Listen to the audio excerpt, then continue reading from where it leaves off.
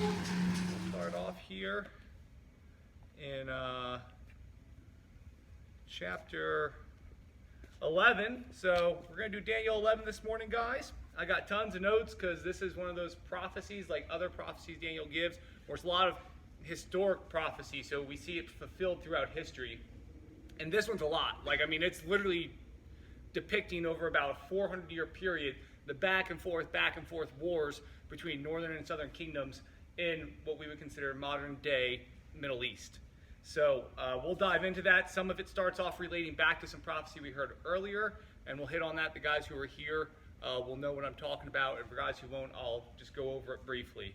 I'm going to power through the whole thing, and then we'll go back and dissect it, because I'm talking like every other verse is a new event that happened in history. And we're only going to go to verse 19 today, and then we'll split that up, and on Monday we'll finish up from verses 20 all the way through like 45 here. All right, so Daniel chapter 11 verse 1. And as for me, in the first year of Darius the Mede, I stood up to confirm and strengthen him. And now I will show you the truth. Behold, 3 more kings shall arise in Persia, and a 4th shall be far richer than all of them. And when he has become strong through his riches, he shall stir up all against the kingdom of Greece. Then a mighty king shall arise, who shall rule with great dominion and do as he wills. And as soon as he has risen, his kingdom shall be broken and divided towards the 4 winds of heaven, but not to his posterity. Those of you who were here the other week might know who that's talking about.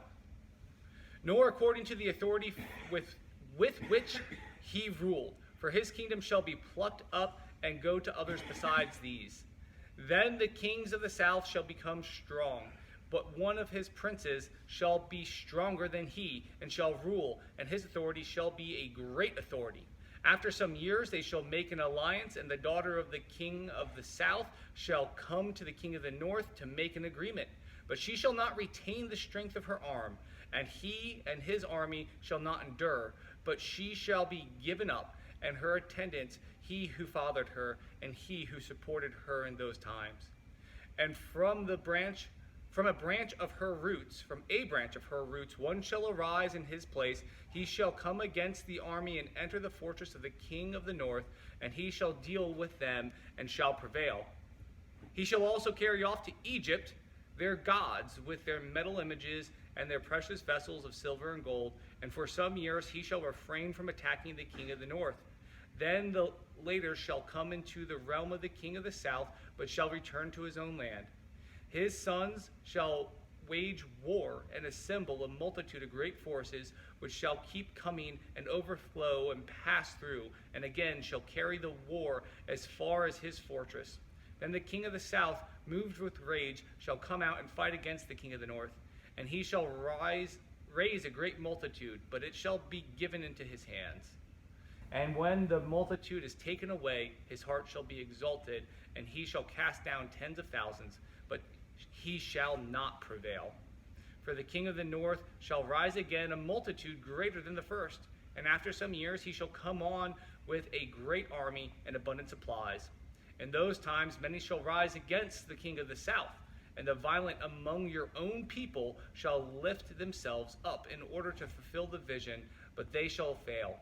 Then the king of the north shall come and throw up siege works and take a well-fortified city, and the forces of the south shall not stand, or even his best troops. For there shall be no strength to stand, but he who comes against him shall do as he wills, and none shall stand before him. And he shall stand in the glorious land with destruction in his hand. He shall set his face to come with strength of his whole kingdom, and he shall bring terms of agreement and perform them. He shall give him the daughter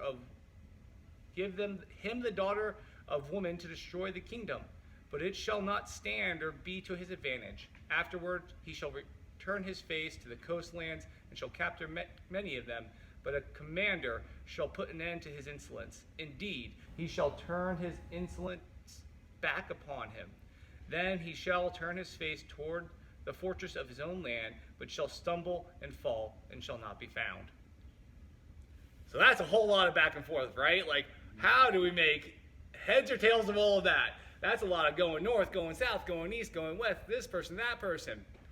And the crazy thing is, that's exactly how history played out. And it's not that crazy. But when we see the drama in our political systems today, this is nothing new. Like Ecclesiastes told us, there's nothing new under the sun. And that type of drama that we see playing out today is this big compared to the drama of the ancient Near East and the ancient Middle East. So we'll start here.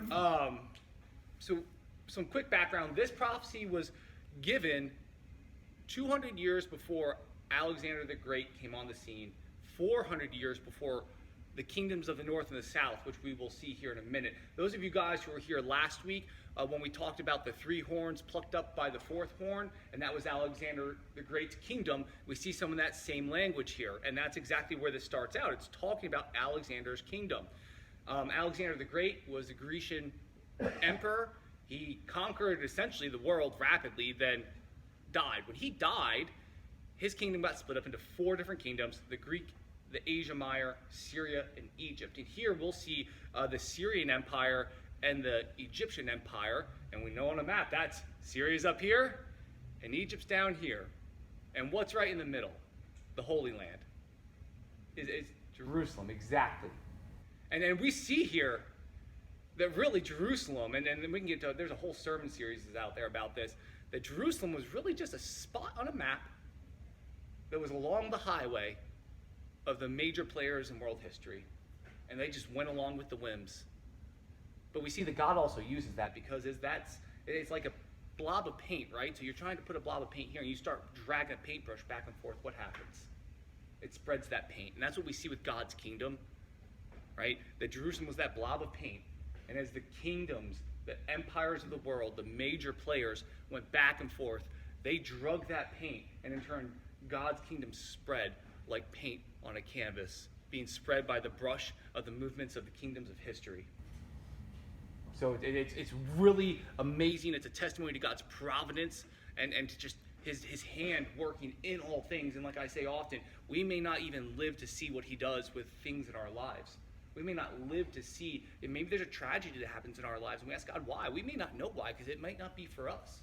It may be to have an effect or cause or benefit or further his kingdom 150 years down the road, 300 years down the road. And we see that here in some things. So we're going to dive in. I'm going to go through this quick.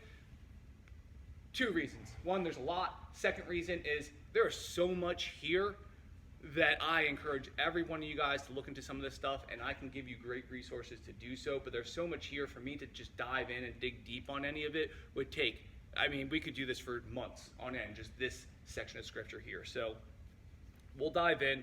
So we'll go from verse 1 through verse 2 here. As for me, in the first year of Darius the Mede, I stood up to confirm the strength of him. And now I shall show you the truth. Behold, 3 more kings shall arise in Persia, and a 4th shall be far richer than all of them. And when the 4th becomes strong through his riches, he shall stir up against the kingdom of Greece. So we know that there were 4 Persian kings, the last one being Xerxes. Anyone who's seen the movie 300 is very familiar with Xerxes. He was far more powerful and richer than any Persian king. And what did he do? He attacked Greece. Mind you, this is 200 years prior to this happening. 200 years prior to this actually happening, that Daniel is giving this prophecy. So he attacks, and we know that in the end that campaign failed because a great king, as it mentions in verse 4, and when he becomes strong and riches, he shall stir up against the kingdom of Greece. Then a mighty king shall arise, who shall rule with a great domain, as he has as domain, and do as he wills. So eventually Xerxes did fall to Salamis, who is possibly the mighty king that's mentioned here, but also the mighty king could be Alexander the Great. As soon as he has risen, his kingdom shall be broken and divided toward the 4 winds of heaven, but not to his posterity, so not to his descendants. And we know that as soon as Alexander the Great rose, he was in his prime, in his mid-30s, right, early 30s. That's when most of these kings were just hitting their stride. That's when their military campaigns were starting to hit home run after home run. Most of them started to fail as their age and their health got worse. So We know that didn't happen to Alexander the Great. We know his kingdom was divided into 4 separate kingdoms, the 4 winds of the heavens. But not to his posterity. It wasn't to his descendants. It was to his generals. And nor according to the authority with which he ruled, for his kingdom shall be plucked up and go to others beside these. Now we get into the crazy stuff. The king of the north shall be strong, but one of his princes shall be stronger than he, and shall rule, and his authority shall be great authority. So the first king of the north was, forgive me because I'm going to butcher these names, Ptolemy, Ptolemy the first. He was the first king of Egypt. What was that? Ptolemy? Yeah. Thank you. The P is silent, so it's Ptolemy. Oh, thank you. Thank you, brother. So Ptolemy the First, he was the first king of the Egyptian Empire after Alexander the Great's kingdom split. Now, under him, he had essentially an officer named Seleucus, Seleucus. Thank goodness we don't use these names anymore. We'll call it Seleucus. Good enough, right? Nicator. And he actually became the king of Syria. So we see here, this guy, there was the king of the south, and one of his officers became greater than him because he became more powerful as the king of Syria. And the empire of Syria at that time became more powerful than the empire of Egypt. Moving on, after some years they shall make an alliance, and the daughter of his king of the south shall come to the king of the north to make an agreement, but she shall not retain her strength of her arm, and he and his arm shall not endure, and she shall be given up, and her attendants, he who fathered her, and he who supported her in those times. So we know that Bernice, who was the daughter of Ptolemy the Second, was given to Antiochus the Second, who became the king of Syria, and he murdered her. He murdered her in treachery. Well, he didn't murder her. I believe one of his actual ex-wives murdered her. It was something weird like that. Again, the drama we see today is the same type of drama that we had back then. So it's just way more insane. So I believe she was murdered by his ex-wife that he cast out so that he could marry this woman to make an alliance. So then she had her murdered, caused a whole bunch of drama, I'm sure you guessed, and from a branch of from her root, one shall rise against in his place. He shall come against the army and enter the fortress of the king of the north, and he shall deal with them and shall prevail. So we know that Ptolemy the Third, who was Bernice's brother, was not very happy that his sister was offered and accepted in marriage as a peace offering to unite the kingdoms, and then was murdered, and the treachery. So what does a brother, who here has a sister? If someone were to smack your sister, what are you going to do to him?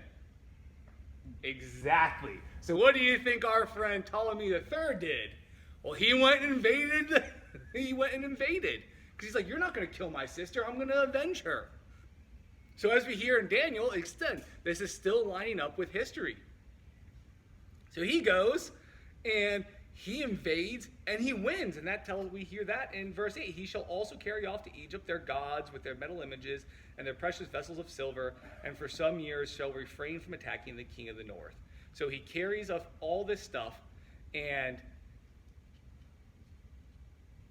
then picking up in chapter 10, we have his sons, so multiple sons. So moving forward, we have Seculus III and Antiochus III. Seculus III ruled for about 3 years, and then he was assassinated by his generals. Antiochus III took his place and was a quite successful leader. He really just ran stuff. He had very prominent and powerful campaigns and regained a lot of territory. So his sons shall wage war and assemble a multitude of great forces, which shall keep coming and overflowing and pass through, and again shall carry the war as far as his fortress. Then the king of the south, moved with rage, shall come out and fight against the king of the north, and he shall raise a great multitude, but it shall be given into his hands. So Ptolemy the Fourth defeats Antiochus III at Raphia near Egypt. And there were immense losses, which is what we're reading about here. Then the king of the south, moved with rage, shall come out and fight against the king of the north, and he shall raise a great multitude, but it shall be given into his hand. And when the multitude is taken away, his heart shall be exalted. and he shall cast down tens of thousands,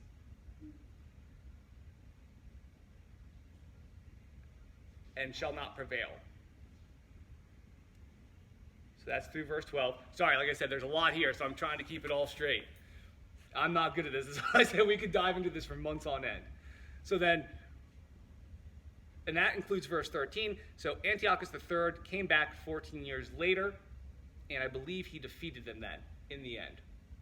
So picking up in verse 14, in those times many shall rise, the king of the south, and the violent among your own people shall lift themselves up in order to fulfill the vision, but they shall fail. So the Jews were being persecuted, as they often are.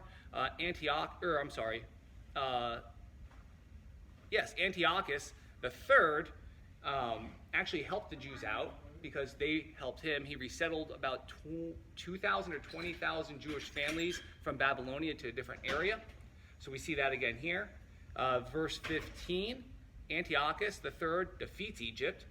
Then the king of the north shall come and throw up siege works and take a well-fortified city, and the forces of the south shall not stand, or even his best troops, for there shall be no strength to stand. Verse 16, Antiochus III conquers Palestine, but he who comes against him shall fall and do as he wills, and none shall stand before him, and he shall stand in the glorious land. So we know that the glorious land, if Daniel's saying this, there's only one glorious land to Daniel, and that's Israel. That's Palestine. That's the promised land of God, with destruction in his hand.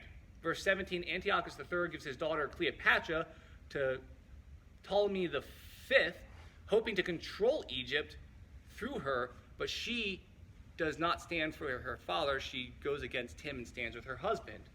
So verse 17 we hear, he shall set his face to come with the strength of his whole kingdom, and he shall bring terms of an agreement and perform them.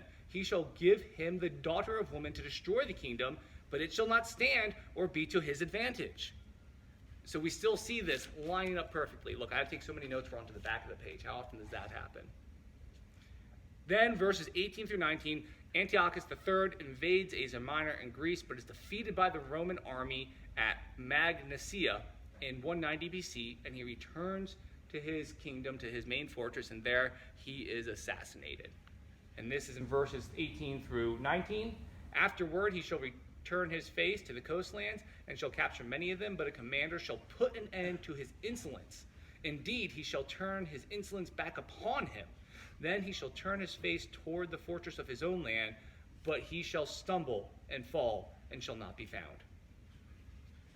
Now, I apologize, because that's how I should have been doing it the whole way through. If we went back through, I'm sure it would make a lot more sense. So I know this moving forward for Monday, when we finish up chapter 11 here, that's the method I'll do it. I don't know if you guys noticed, I was trying to read this, then read the verses. I don't know. Again, there's a lot going on here.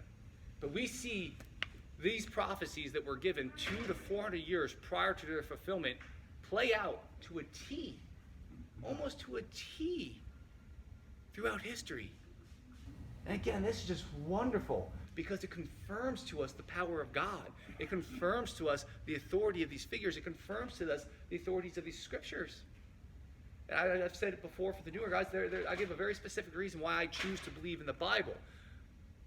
Part of that reason is it records supernatural events that took fulfillment of specific prophecies.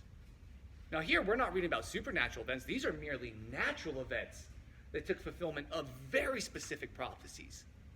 And we're seeing this throughout the whole book of Daniel. Now, if all these natural event prophecies are taking place, how much more validity should we be giving to the supernatural event fulfillment of prophecies, such as the messianic prophecy that we read a few days ago? Such as the messianic prophecies in Isaiah, right? We see the same types of prophecies in Ezekiel. That's powerful. We can't ignore that. Like I said the other day, these aren't Nostradamus prophecies, extremely vague prophecies with who knows what fulfillment. These are fairly specific. The kingdom of the north is going to do this, and the kingdom of the south is going to do that, and these guys are going to do this, and these guys are going to do that, and these guys are going to do this. This is a back and forth. This is a ping pong game, right? This is rapid fire, back and forth. And it gets fulfilled in a matter of 400 years. Man, if we can't If that's not God saying you should trust me and you should trust this, what is? If we can't accept that, if we can't see that and know that when we're struggling, but God has made these promises, these future promises, how can we not trust that?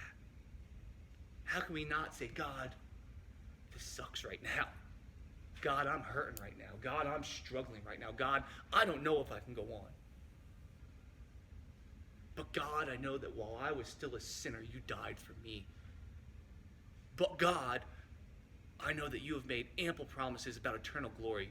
But God, I know that you have said that you would lift me up and hold me in your hand, and I can't be taken out of that hand. When I fall into your hand, not to the ground, not to Satan, not to this world. God, you've promised these things. You've foretold them. And when I look back, whenever you've promised things or foretold things, we see it plays out just as you said. So if it's played out before for all those people in the past, we have to know, men, it will play out for us also. Exactly how he promises it will.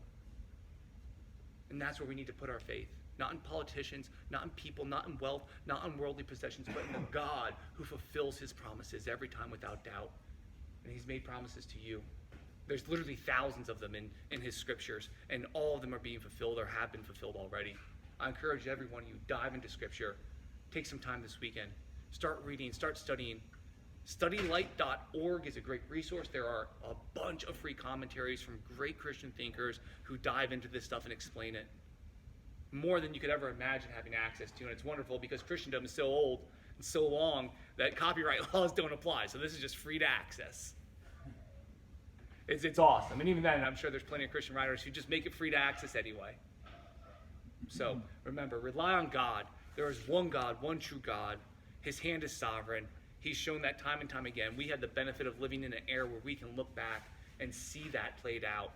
Now, if these men who are living at this time had faith in God and they didn't get to see these things played out, how much more faith should we have when we can look back and see God's divine sovereign control over the entire universe? And he's working all things to the good of those who love him. So, who has prayer requests for this whole weekend?